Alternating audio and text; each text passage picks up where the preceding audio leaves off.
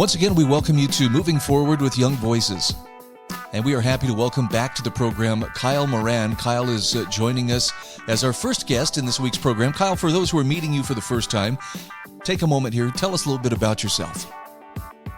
Sure. So I'm a Young Voices contributor. I've been the policy fellow for a few weeks now. So I've been focused a lot on the developments in the tech world. I have a strong background in the Middle East, international relations. I've worked at the American Enterprise Critical Threats Project. I'm looking at an article you wrote for realclearpolitics.com, and the title is Breaking Up Google could be a disaster for open internet. Now, I understand that Google and some of these big tech giants, they're always attracting attention because they command a pretty big market share. Who wants to break up Google at this point? The government is pushing a lawsuit against them as an antitrust case. So they are pushing, not necessarily, there are alternative outcomes that could happen as well, but one of the main priorities is to break up and spin off the Chrome browser from Google's parent company, Alphabet. So that's been a big case that's been ongoing. And because of how central Google is to the internet's entire ecosystem, this would have very broad-ranging implications that I don't think the government has really taken into account here. And I think that they really should be, because when you start seeing headlines like OpenAI is making offers to buy Chrome, this is not this is not what antitrust looks like, is what I'll say there. Yeah, I just have to wonder, what is the end result supposed to be? Let's say that the government succeeds in getting Google to sell off Chrome. What's supposed to happen at that point? What problem have they fixed? They simply think that Google has too much power and has grown too big with too little competition. But the issue here, and I would just like to preface that this was an interesting piece for myself to write, because I am not a fan of Google at all. I try to avoid as many Google products as I can, and I typically do a good job at just avoiding them like the plague. They do not have a very good reputation on respecting user privacy. So that out of the way, I still think that these antitrust cases against Google would be very damaging to an open and privacy-respecting internet for several reasons. First off, the only browser out there that works on both Macs and PCs that is not based on Google's open-sourced version of Chrome, which is essentially Chrome minus all the Google components. So anything including Microsoft Edge, and there's also some others, Vivaldi, Brave come to mind. Those browsers are all built on Google Chromium. So it doesn't have any Google components in it, but it's basically if you take Chrome and strip out all of Google's software that they add in to do things that they don't disclose. So that's how you get Chromium. The only browser not built on Chromium out there is Firefox. But interestingly, almost 80% of the revenue that Mozilla brings in is from an exclusive search agreement deal with Google. So if you're breaking that up, and the government's alleging that it's a monopoly because they're paying all these other browsers to make Google the default search engine, that would eliminate 80% of the revenue to the top competitor to Google Chrome in the name of antitrust. Unreal. I just had no idea that there were so many so many different avenues, by which these companies are a part of our lives. This is all going on behind the scenes, if you understand what I'm saying. I rarely stop to think about, but in order for this to work, these things have to work together. So tell me this, if the government weren't intervening, what is the harm that ostensibly would be done to the public if Chrome were to remain a part of Google? Absolutely none, because you'd be able, like myself, to choose alternatives. Personally, I use Brave, which is based on Chromium, so it runs as fast as Chrome, because at this point, the internet has almost been built to run on Chrome browsers. So anything including from Brave to Edge. Edge is probably the biggest alternative to Chrome that's built on Chromium. all of these would be potentially at risk because Google is not obligated to provide an open sourced version of its browser. It does so in part to benefit itself because it does expand the market share of Chromium-based browsers, but it could shut that down, but it hasn't. And any new buyer of it would be in the possibility of then shutting it down because it doesn't have the track record of providing it as open sourced as Google has for years. Well, I think you do a very good job of connecting the dots as to how, look, this doesn't just affect one company. This actually would have a ripple effect across other companies and, frankly, across the open internet. As and for those like myself who wonder, when we say open internet, what exactly are we describing when we use that term? It is kind of a nebulous term, but for the way I'm using it is to describe internet that has open sourced alternatives. So open sourced means that it's out there that people who are more intelligent than myself can look at the code of these browsers. So Chromium is open sourced.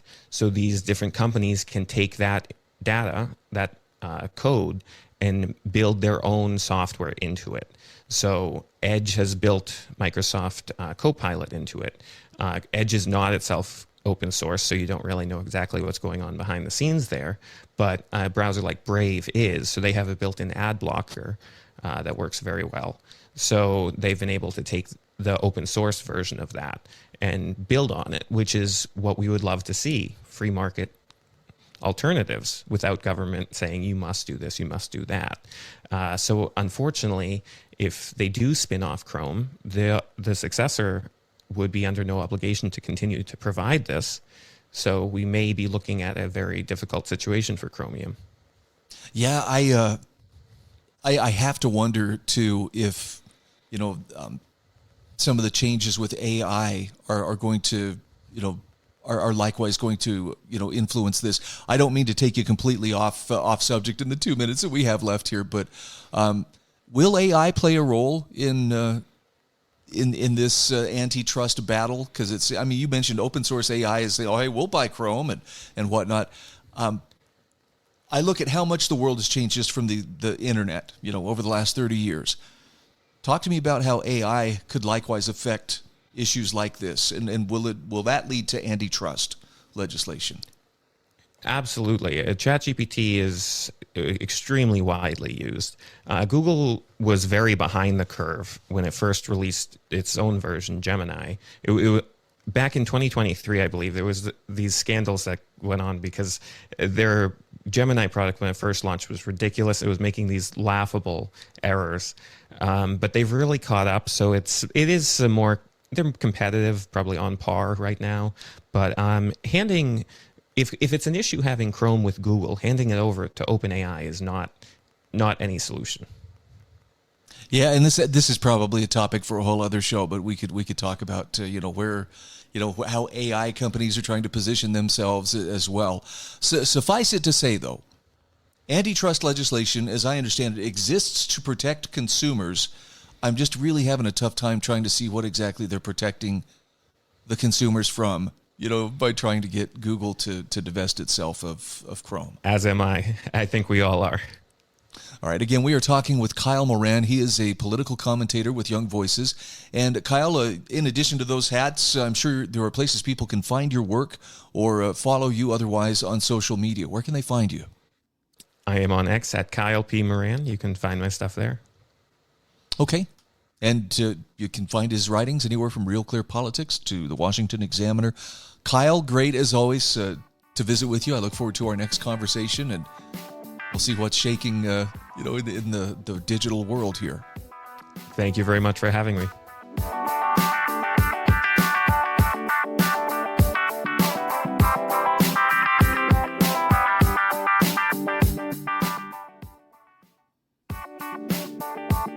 And we are back.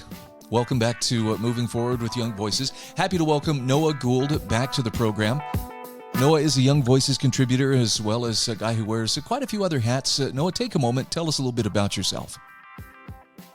Yeah, so thanks for having me, Brian. So I work at the Acton Institute for the Study of Religion and Liberty, and I oversee our alumni and student outreach of our alumni all over the globe. And then I also am a contributor for Young Voices. Well, I'm looking at an article you wrote for the Michigan Enjoyer. Not everyone is happy about affordable housing. And I'll tell you why that one jumped out at me, because affordable housing has kind of been a theme that I've been tapped into for the last 4 years or so. My wife and I moved to Idaho, and we are still looking for affordable housing, or at least something that doesn't leave us, house poor. And I understand this is actually the case in many, many communities across the country. Absolutely, yeah. The supply of housing really can't keep up with the demand because of a few limiting factors, really across the nation. And so I really wanted to dive into one of the barriers to housing being built, and that is local opposition, right? A lot of times when a new development is going in, neighbors will get together and through a zoning board or through a local elected officials will block a new development. So it kind of becomes a veto of neighbors. And so I really wanted to know specifically after a new development goes in and is built and is in progress, do neighbors change their opinions about the development? Do they warm to the idea, or how do they kind of think about their worst fears and the reasons they maybe opposed it to start with, and then do those change after the fact? Now, the story that you're talking about here specifically is with Grand Rapids, Michigan. Tell me a little bit about the background here, about what was their struggle with affordable housing, and then why is it that when a solution comes forward, or at least a proposed solution, some people aren't happy about it? Yeah, absolutely. So this is actually a housing development that is quite close to my house where my wife and I and our two kids live. And so we had just heard some chatter about different people who oppose the development. This was a nonprofit called Dwelling Place that was taking on this project. And basically they created a kind of a novel, there's a few in other states, but a novel approach for Michigan of a land trust where the nonprofit owns the land and then they sell the homes to different homeowners, and then those homeowners will continue to the homes will stay capped below market rate, and so the homeowners first buy them at a discount and then they pass that discount on over years to try to keep those housing prices low in the neighborhood over time. And so we heard all sorts of different kind of objections, everything from oh, they don't have garages to, as one guy that I interviewed talked about climate change and reducing green spaces. Mm. Some people talked about traffic. So there's all sorts of objections that kind of come out of the woodwork when you create this. And Dwelling Place did a really good job of getting community feedback, creating ways for people to do that. I think that one of the reasons that the development went through was that people felt very included in the process, and they tweaked the designs to make sure that people were happy with them. Is is this also a little evidence of not in my backyard kind of thinking, a little NIMBY attitude coming through?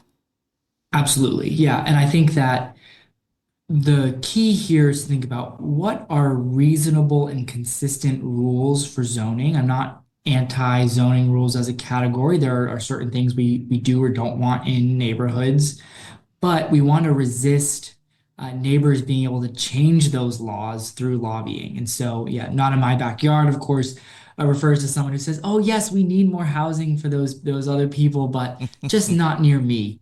And really, the data does not show a decline in housing prices that people fear from these types of developments, especially really, high quality ones like this one that I profiled. So that fear of kind of reduced your own housing price getting reduced, it doesn't really show up. But I think really coming back to clear zoning rules that are consistent over time and can't be changed at whim because of one project you don't like. Yeah, that does seem like it would be prone to some mischief. Especially, and I'm not saying neighbors would do this, but you get a coalition together of neighbors who feel like, well, it's in our interest to, by any means possible. It seems like they could really stir up some trouble where it may not be needed. Yeah, absolutely. And this was a kind of empty lot with people would have their dogs playing, that kind of thing. And so they loved that about it. I have to say that not everyone was against the project. I spoke with one pastor of a local church, and he was supportive. The idea of maybe new members in the community was exciting to some of his members.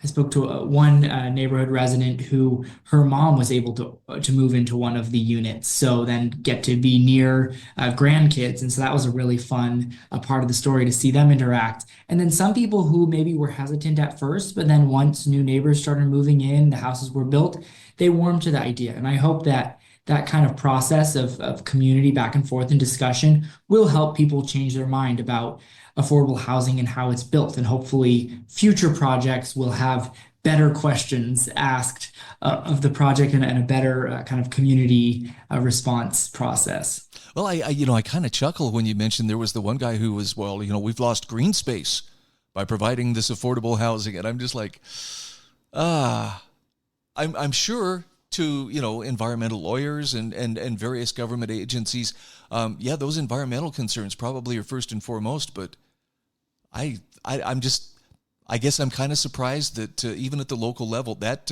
apparently is something that carries some clout. Yeah, and I think I could put two different kind of lenses on for that question. One idea is like in economics, you have trade-offs, right? So there is no perfect solution, and there are going to be trade-offs, and so you have to recognize, landowners being able to do, like I said, within clear, reasonable boundaries, do what they want with their land is important, and there will be some trade-offs, and I think we just have to recognize those.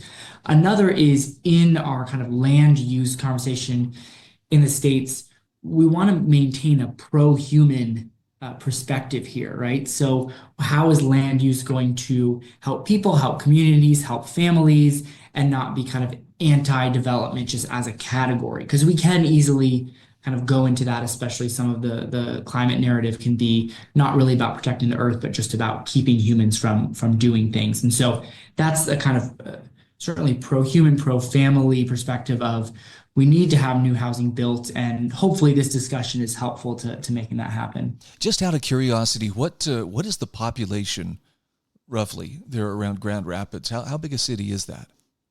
Yeah, so it's a medium-sized city, a few 100,000, and our housing woes are certainly not to the level of other parts of the country. And so this is kind of hopefully an example that's helpful of development. There is still some space to grow in Grand Rapids, and housing prices are not at the level of the rest of the country, although they are trending that way. So Okay. we are catching up to the rest of the country. No, that makes sense, and that's a big enough city that there's enough people. When housing is needed, it's really needed. So how do we get to that point where community feedback can be provided, but it's not necessarily legally binding just because it's feedback? Yeah, so organizations that are putting in housing, I think, can be transparent and share openly with the community about what's happening and not try to. I think the community feels like it's being forced into something or doesn't understand what's going on. That can create worse backlash. And then I think for neighbors to have honest conversations around, yes, there are trade-offs, there might be some downsides, but do those downsides overwhelm, or are we going to let them overwhelm this general need that people have for housing? So I think that needs to be the start of the conversation to really allow people to understand trade-offs and hopefully have more housing be built. Noah, I got to tell you, that is one of the most down-to-earth common sense approaches rather that I've heard to a situation like this. So anyway, well done. This can be a very emotional topic, I'm sure, for those who don't want to see their neighborhood, go to lower. Absolutely. And talking to real people helped me kind of come up with, some of these insights. It's good to talk with real neighbors about what their concerns and questions are. Again, we are talking with Noah Gould. He's the Alumni and Student Programs Manager at the Acton Institute and a Social Mobility Fellow at Young Voices. Where can people find your work, Noah? So you can learn about Acton at acton.org, and also I'm on Twitter at Noah C. Gould 1. I'd love to connect there.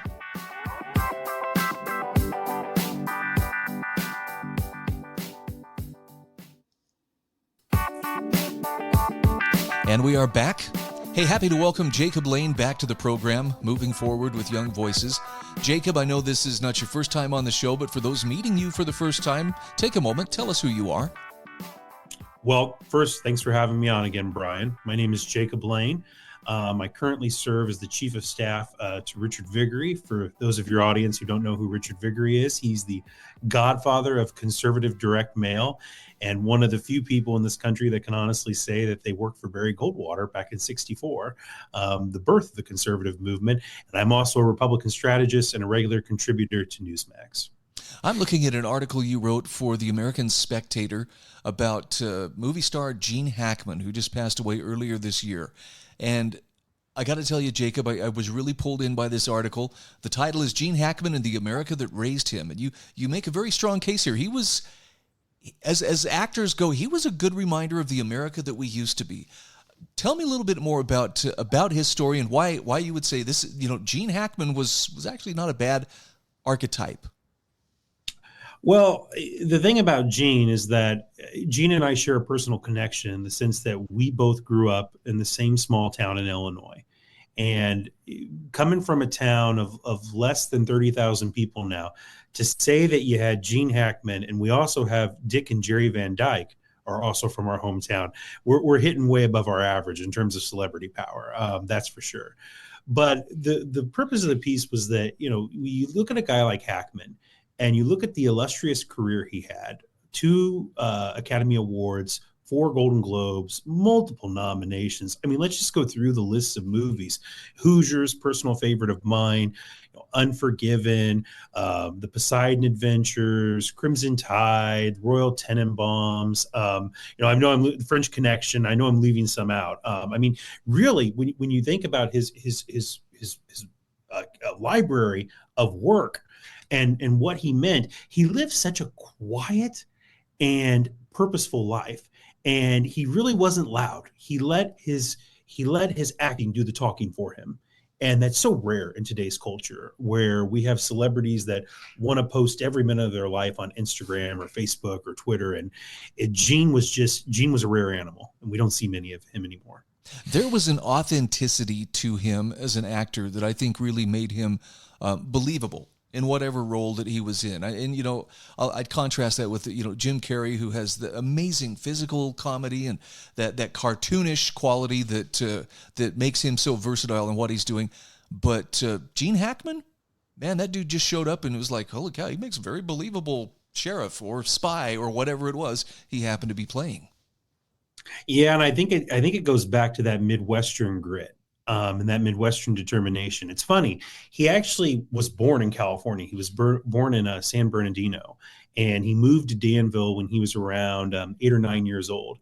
And his dad actually worked for the local paper in my hometown that's still in existence till this day, the Commercial News. And Gene's whole life was like that, though. A lot of people don't realize that at 16 years old, he actually joined the Marine Corps. And he lied about his age so he could join early. And he served for 4 years in China. And his job there was to destroy Japanese military equipment that was being used by Mao's communist government against the nationalists over in China. And I just think that's the whole story of Gene's life, though, just that grit and determination. When he was at the Pasadena Playhouse, Dustin Hoffman was a fellow actor with him, and they were both underdogs. They were both rated the least likely to succeed. And it's sort of funny now when you look back at both of their illustrious careers that that was that dogged determination that kept Gene going.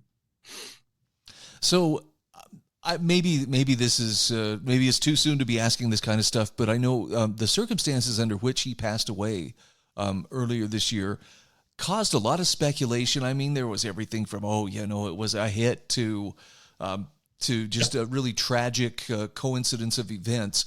What do they know for sure? Well, they know for sure that at first they thought it was carbon monoxide poisoning, which I think was a legitimate guess. It was not that. What it was his wife died from some terrible disease that you can track from rodents. And keep in mind, they lived sort of out there in New Mexico, where these types of animals are present. So in fact, she died first. And at the time, Hackman was suffering from Alzheimer's. He, many cases, many people said he was already on a downhill slope. And after his wife died, unfortunately, suffering from Alzheimer's, he really didn't know what to do. And then he died a few days later. That's I mean, it's tragic, right? I mean, you have this big illustrious career. And again, you can't say we lost him early because he was 95 years old. He lived a very fulfilling life, both on screen and off screen. But at the same time, though, to go out that way, it is really sad. Well, it kind of harkens back to that simplicity that you mentioned that would have reflected the kind of upbringing that he had. It wasn't flashy. He didn't have a big, going away party or anything like that. It's just, No, it's just, and I write about this a little bit in the piece back in our hometown. The theater where Hackman actually fell in love with movies as a child, it was named the Fisher Theater. It was in desperate need of repairs. It was close to being condemned and tore down in our downtown.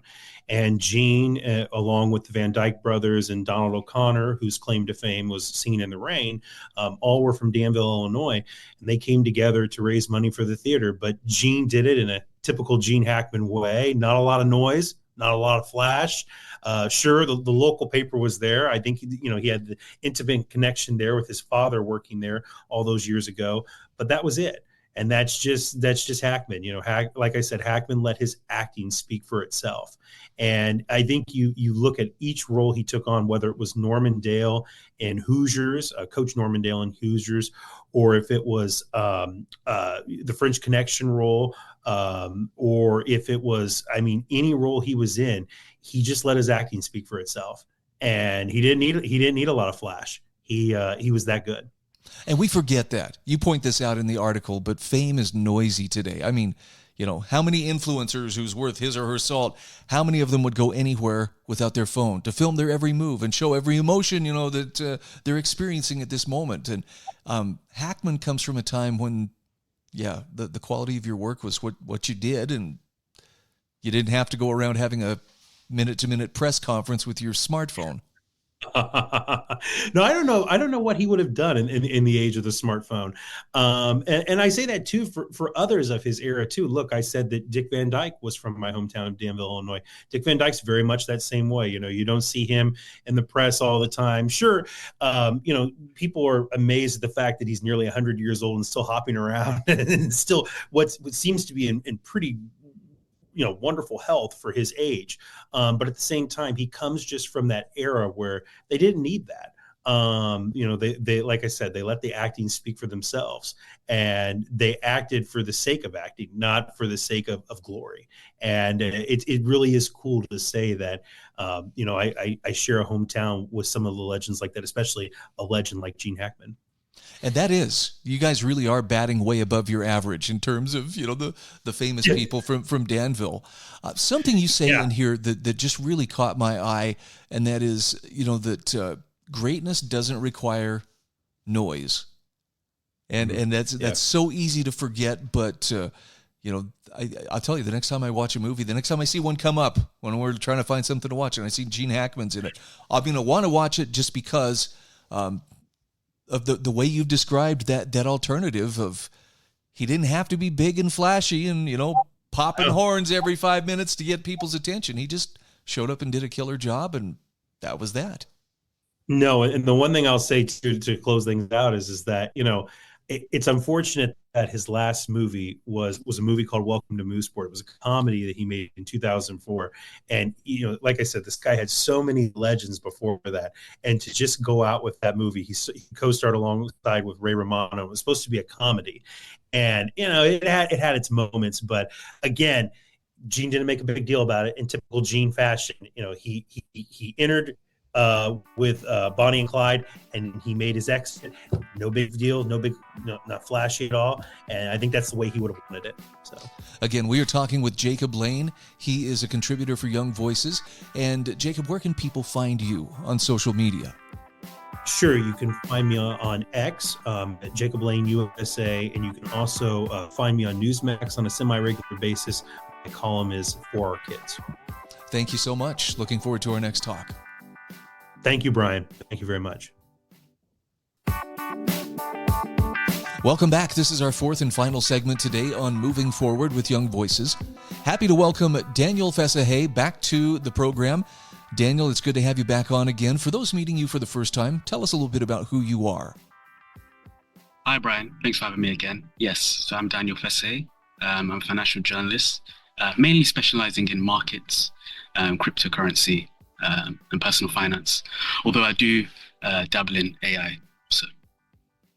Well, I'm looking at an article you wrote for the dailyskeptic.org about how positive discrimination is putting lives at risk. And I will admit, if you had said affirmative action, I would have known immediately what positive discrimination was, but I was able to finally, as I read the article, I was able to make that connection.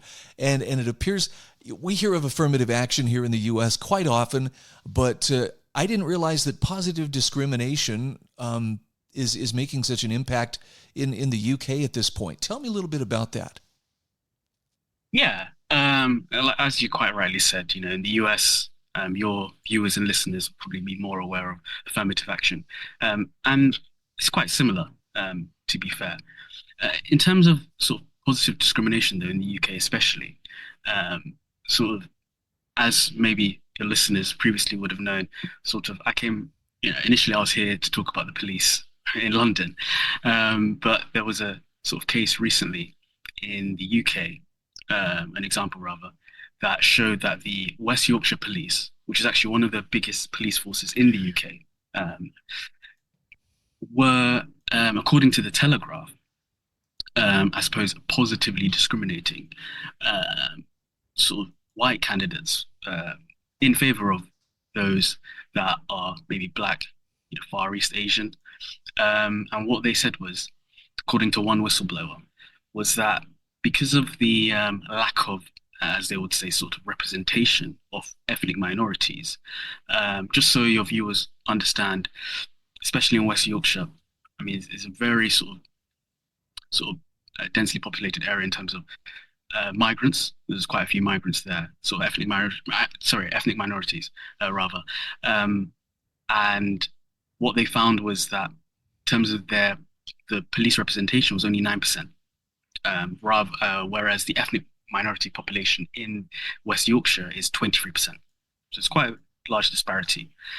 And what this whistleblower found was that what the West Yorkshire Police were doing was categorizing the prospective sort of police candidates into sort of this Olympic-style medal sort of awards, where gold would be those that are sort of black and Far East Asian, silver would be Southeast Asian candidates, and bronze would be for white applicants. That would include Irish and Eastern European. So they have obviously a clear agenda, and essentially they were blocking sort of white candidates that did want to be police officers to actually become officers. Goodness. I mean, well, gee, when you point it out, it seems so obvious, but what happened to concern for competency, for being able to perform sometimes difficult police work? It sounds like that's a secondary consideration, if that. Yeah, totally. And that's really what I argue in the piece. I think there is this idea of, I suppose, helping sort of those that maybe historically have not had sort of the opportunities to get to certain places and certain schemes run. And providing it works well, I'm all in favor of that. It's quite clear to see. But I think there is a difference when it comes to jobs that require sort of that sort of are above and beyond, like in terms of when it comes to health, whether it's, police, sort of you need the right competent person there, whether it comes to sort of aviation, and there's obviously a big story in the US and it keeps circulating, United Airlines, I'm sure we'll get onto that. And yeah, so I think there's a difference that needs to be made, and it's sort of not often made, I think, where, of course, most people, if they are against sort of positive discrimination, affirmative action, they're just not for it and they will just stick at that. But I don't think there's a nuance there in terms of, I feel like there needs to be more emphasis placed on jobs that are sort of life and death. I like the examples you use, and you'd mentioned United Airlines, which I know they've been bragging for some time. Well, we're going to make sure we're celebrating, the accomplishments of women or people of color. And so I think you mentioned in the article, at least 50% of their 5,000 new pilots they train by the year 2030 will be women or people of color. But you point out, you know what? When someone's landing your plane, you don't really care which diversity boxes they check off. You want to know, can they do this? Same thing with a brain surgeon, or I would assume with a police officer, if you're putting someone in a life or death situation, you want to make sure that competency is first and foremost, as opposed to, well, but they had the right skin color or whatever. Yeah, precisely. I think, like I sort of argue in the piece, when you're going through these scenarios, when you're on the plane, going into theatre for surgery, these sort of diversity quotas, they're not coming into your mind. You probably obviously can see that the person may be of whatever white, just through your eyes, but in that moment, nothing you're just thinking to yourself, if you're on the plane, let's just hopefully pray to God I land safely and everything goes smoothly, or if you're in surgery or whatever, then that it all goes well.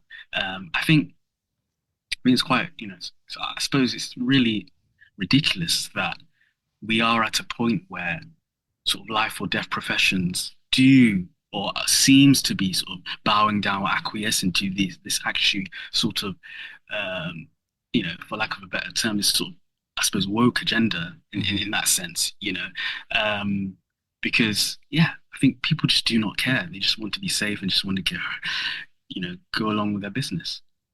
Well, it's refreshing to see someone making the case that, the best person for the job is a standard that still matters. And it's not a matter of being insensitive, or this isn't knee-jerk, right-wing reactionary. Well, the left wants this. Well, I want this. It really comes down to, we want competency, but it sure feels like the scales have tipped very, very far in the direction of, but let's make sure we're being inclusive about that competency. Yeah, no, totally. I think if we have this sort of middle ground where we can actually, I suppose, say that, there can be certain things done so that the best possible the best possible candidate can land at that job that maybe historically has not been able to do that. If you do certain things and certain schemes, and they are out there that actually do allow that, but that doesn't directly, I suppose, affect someone else as well.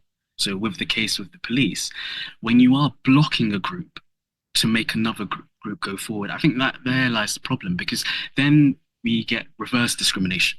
So you're really going against what you're actually trying to push for. And there's been many cases of that actually in sort of, your viewers will probably know, historically in Los Angeles, the LAPD, since the 90s, many cases of reverse discriminations, where they, where things have happened where, sort of maybe the Black or Hispanic candidate has been elevated, through promotions, where they were less qualified than the white candidate. And I think if we just sort of even the playing field, we obviously introduce certain schemes that can help those that historically haven't had the opportunity, but we don't do it in a way where others, are blocked. I think that's really the, I suppose, balance that we have to have. I love how you point out in the article that, how would it make someone feel, to know that, well, I was designated as a bronze, level potential police officer. No matter how hard I work, no matter how talented, I'm still going to be seen as less than because of identity politics. That doesn't seem like a very fair way to do things, does it? No, it doesn't. And we are human. People, are not statistics in that sense. We do have feelings, and this will be going through the minds of those that do, that are picked, let's say, or even in the office. These talks will be taking place behind closed doors. But sadly, I think with many cases, it's all about sort of advertisement, and it's just to do with financials, really. They couldn't care less about how we feel. Daniel Fessahaye, thank you so much for visiting with us today. Great. Thanks for having me.